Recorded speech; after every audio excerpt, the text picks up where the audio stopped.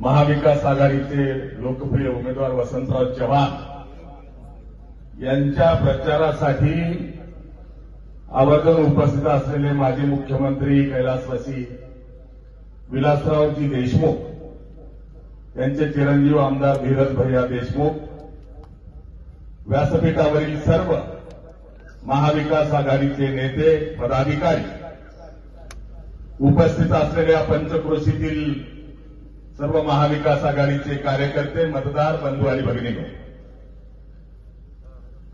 या ठिकाणी नांदेड लोकसभेच्या महाविकास आघाडीच्या उमेदवाराच्या प्रचारासाठी आपण एकत्र आलो आहोत. वेळ कमी आहे आणि बोलण्यासारख्या अनेक बाबी आहेत, पण मी आपल्याला या ठिकाणी आवर्जून सांगितलं पाहिजे की मी सेवा संघटना आणि सेवा जनशक्ती पार्टी यांचा संपूर्ण महाराष्ट्र राज्यामध्ये महाविकास आघाडीला जाहीर पाठिंबा व्यक्त केलेला आहे. बांधवांनो, पाठिंबा का दिला त्याचं मुख्य कारण जर काय असेल तर आज ही निवडणूक कोण्या उमेदवारापुरती मर्यादित नाही, तर या देशाची लोकशाही आणि संविधान वाचवण्याची ही लढाई आहे. आणि या लढाईमध्ये आपण सगळ्यांनी मतभेद विसरून, पक्षभेद विसरून, जसं महाविकास आघाडीचे सर्व पक्ष एकत्र आलेले आहेत, तसं आपण सर्वांनी येत्या 26 तारखेला महाविकास आघाडीचे वसंतराव चव्हाण या अत्यंत संयमी, सोज्वळ आणि सर्वांना घेऊन चालणारा उमेदवार यांच्या पंजा या निशाणीवर मतदान करून प्रचंड मताने विजयी करायचं आहे. धीरज भाई, मी कालही सांगितलं, आजही आपल्याला सांगेल, नांदेडचा महाविकास आघाडीचा उमेदवार हा किमान 2 लाख मताच्या लीडने निवडून येणार आहे. काय दिलं भाजपने देशामध्ये, भाजपने काय केलं यावर मी बोलणार नाही. कोणी सांगितलं पाहिजे, कोणी फसवलं या समाजाला. या राज्यामध्ये खऱ्या अर्थानं सगळ्या समाजाला झुलवत ठेवून फसवण्याचं काम जर कोणी केलं असेल तर ते देवेंद्र फडणवीस यांनी केलेलं आहे. आणि म्हणून मी त्यांचं नाव देवेंद्र फडणवीस न ठेवता देवेंद्र फसवणीस केलेलं आहे. तर मी त्याचा साक्षीदार आहे.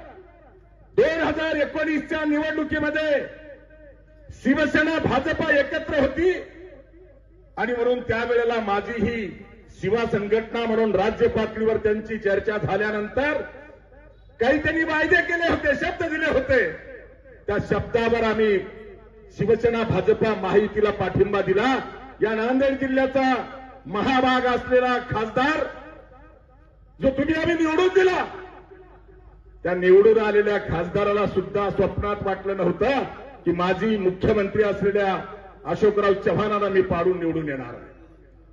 परंतु विजय हा झाला. 5 वर्षात काय दिलं या खासदारांनी?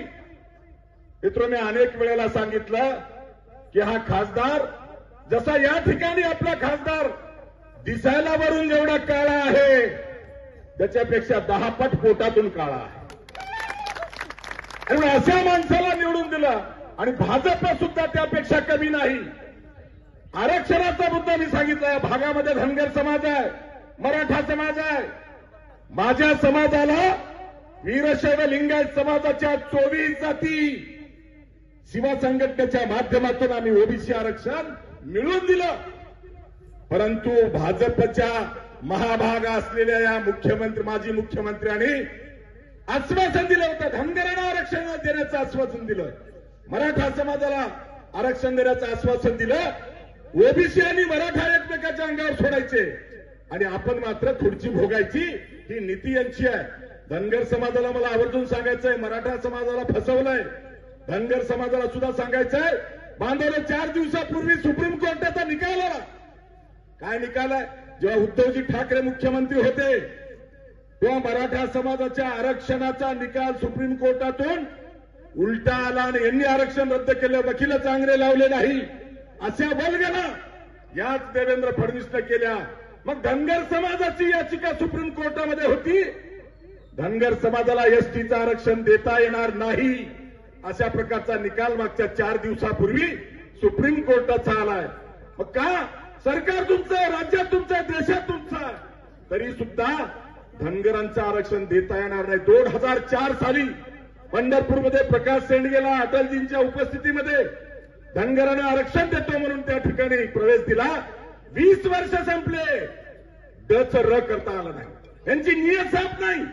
मराठा समाजाला सुद्धा झुजवत ठेवलं, त्यांच्यामध्ये गट निर्माण करायचा प्रयत्न झाला. आणि समाज म्हणून आपण लढताना आम्ही सगळे एक आहोत. मराठा असतील, ओबीसी असतील, दलित असतील, मुस्लिम असतील, आम्ही सगळे एक आहोत. त्यांच्या थापाला बळी पडण्याची आवश्यकता नाही. खरं तर यांची मात्र संस्था जी आरएसएस आहे, त्या आरएसएसचा मूळ एजेंडा आहे आरक्षण मुक्त भारत. आणि आरक्षण मुक्त भारत, काँग्रेस मुक्त भारत अशा प्रकारच्या वल्गना करणाऱ्या या भारतीय जनता पार्टीच्या लोकांना आता यांची पार्सल घरी पाठवायची वेळ आलेली आहे. मित्रो, 5 वर्षामध्ये निवडून दिलेल्या प्रताप चिखलीकरांनी काय विकास केला? विकासावर बोलत बसायची आवश्यकता नाही. खासदार म्हणून प्रताप चिखलीकरांनी 5 वर्षामध्ये दिल्लीच्या संसदेमध्ये तोंड जरी उघडण्याचा पुरावा दिला तर मनोहर धोंडे राजकीय संन्यास घ्यायला तयार आहे. बोलू शकला नाही, त्यांची अवकाश नाही बोलायची. पण आता मात्र सोशल मीडियावरती वेगवेगळ्या क्लिप फिरतायत. नांदेडहून लोहा मार्गे जाणारी रेल्वे मी मंजूर केली. मी लोह्याला एकाला बाईट देताना सांगितलं होतं, लोह्याच्या शिवाजी चौकात या, पुरावे घेऊन या आणि तुम्ही काय केले ते दाखवा. हिंमत झाली नाही यायची. आणि म्हणून अशा प्रकारच्या थापा मारणाऱ्या प्रताप चिखलीकरांनी विकास केला नाही. काय केलं 5 वर्षामध्ये? तर चंद्रपूरचे 150 दारूचे दुकानं स्वतःला आणले. नवी पिढी, तरुण पिढी आमची बर्बाद करण्यासाठी यांनी आपल्या सत्तेचा, पैशाचा वापर केला. आणि म्हणून आता खरं तर भाजप ही भाजप राहिली नाही.